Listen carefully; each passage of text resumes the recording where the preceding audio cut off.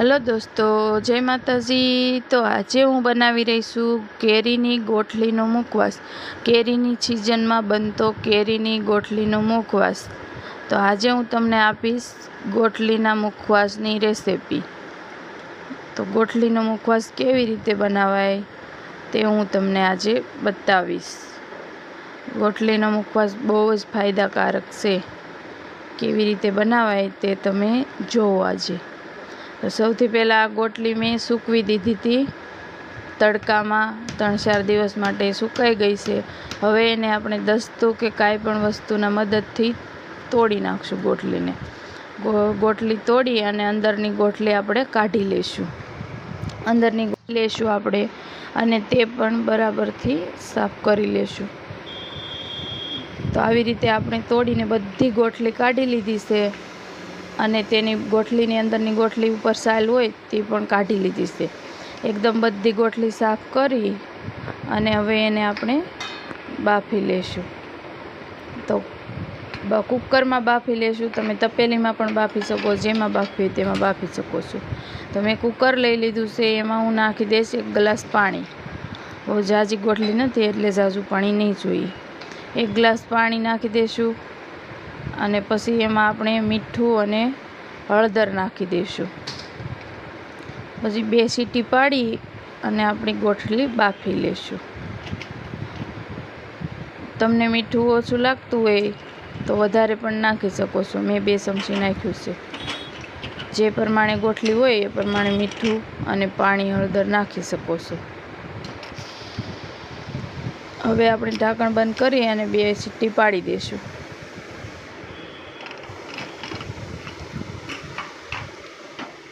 તો 2 સીટી પડી ગઈ છે। હવે આપણે જોઈ લઈએ ગોઠલી બફાઈ ગઈ છે કે નહીં। તો ગોઠલી બફાઈ ગઈ છે મસ્ત। એને આપણે એક ગમે તે કાણાવાળું વાસણ હોય એમાં કાઢી લેશું, પાણી બધું નીતરી જશે। તો તમે જોઈ લો ગોઠલીનો કલર પણ મસ્ત આવ્યો અને ગોઠલી પણ બફાઈને મસ્ત થઈ ગઈ છે।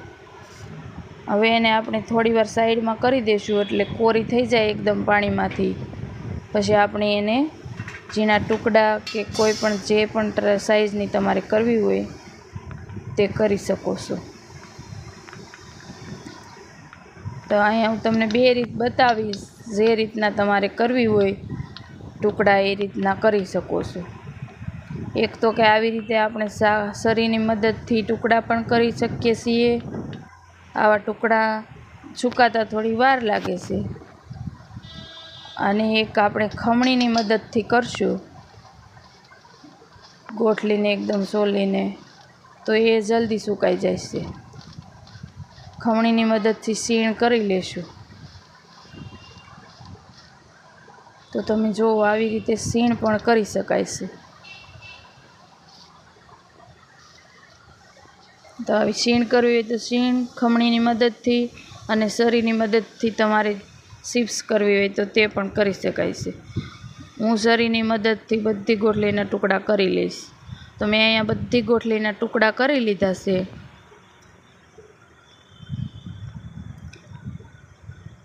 તો તમે જુઓ એકદમ મસ્ત ટુકડા થઈ ગયા છે અને કેવી મસ્ત લાગે છે જોવામાં જ। હવે એને આપણે ગમે તે એક પેપર લઈ અને તેમાં બધી ગોઠલી મારે કટિંગ થઈ ગઈ છે। હવે એને ગમે એ પેપર લઈ એમાં આપણે સૂકવી દઈશું।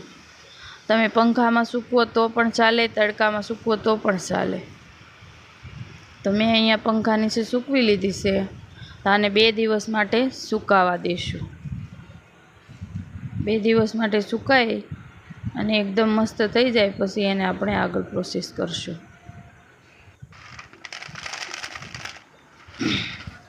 ગોઠલીનો મુખવાસ એકદમ મસ્ત બને છે।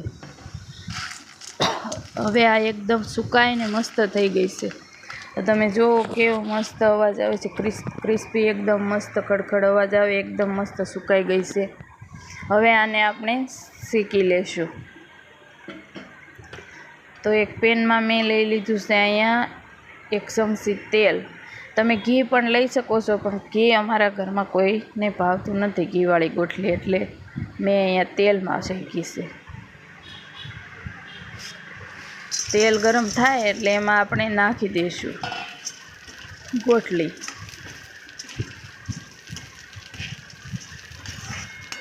બહુ ઝાઝું તેલ નથી નાખવાનું, થોડું તેલ નાખીએ અને એકદમ આપણે બ્રાઉન થાય ત્યાં સુધી શેકાવા દઈશું. ગોલ્ડન બ્રાઉન થાય ત્યાં સુધી એકદમ શેકાવા દઈશું આપણે. તો તમે જો થોડી વાર રહેવા દીધી તો ગોલ્ડન બ્રાઉન થવા મળી છે. હવે આપણે થોડીક વાર રહેવા દઈશું એટલે એકદમ મસ્ત શેકાઈ જશે. કમસે કમ 10 મિનિટ સુધી શેકવી પડે આપણે ગોટલીને, એટલે એકદમ મસ્ત કલર આવી જાય અને એકદમ મસ્ત કડકડી બની જાય. તો તમે જો કેવી મસ્ત ગોટલી શેકાઈને તૈયાર થઈ ગઈ છે. હવે એમાં નાખી દઈશું આપણે ઉપરથી સંચળ પાવડર. સંચળ પાવડર નાખીને બરાબર મિક્સ કરી લેશું. ગેસ બંધ કરી દેવાનો છે આપણે. બરાબર બધું મિક્સ કરી અને જો તમારે શાખવાની મોળું લાગે તો ઉપરથી થોડુંક સંચળ પાવડર પાછું નાખી દેવાનું. અને આ ગોટલી ખાવામાં ગેસ, વાયુ, પિત્ત બધાને રાહત આપે છે. હવે મેં અહીં એક પેપર લઈ લીધું છે, એમાં નાખી દીધી છે પાછી ગોટલી. એટલે આપણું જે તેલ હોય એ પેપરમાં બધું વયું જાય અને ગોટલી એકદમ કોરી અને મસ્ત થઈ જાય. તો તમે જુઓ ગોટલી એકદમ હમણાં કોરી થઈ જશે અને આપણે વાસણમાં કાઢી લઈશું. હવે આપણે આ વાસણમાં કાઢી લીધી અને જો તમે એકદમ મસ્ત ગોટલી બની ગઈ છે. આપણે તેલ બધું એકદમ પેપરમાં વહી ગયું છે અને એકદમ ક્રિસ્પી ગોટલી બની ગઈ છે. તમને મારી આ ગોટલીની રેસીપી પસંદ આવી હોય તો લાઈક, શેર અને સબસ્ક્રાઈબ જરૂરથી કરજો. સબસ્ક્રાઈબ કરવાનું ભૂલતા નહીં, તો તમને આવી નવી નવી રેસીપી જોવા મળશે. હવે એને આપણે એક ડબ્બામાં કે ગમે તે આવી કાચની બવણીમાં ભરી લેશું. એટલે એકદમ એવી ને એવી કડકડી આપણી ગોટલી રહેશે. તો તમે જુઓ આ એક કાચની બવણી ભરાણી અને કેટલી મસ્ત ગોટલી બની ગઈ છે. તો આવી રીતે તમે પણ ગોટલી બનાવજો કેરીની સિઝનમાં અને ખાજો. બહુ મસ્ત બને છે. તો જય માતાજી મિત્રો.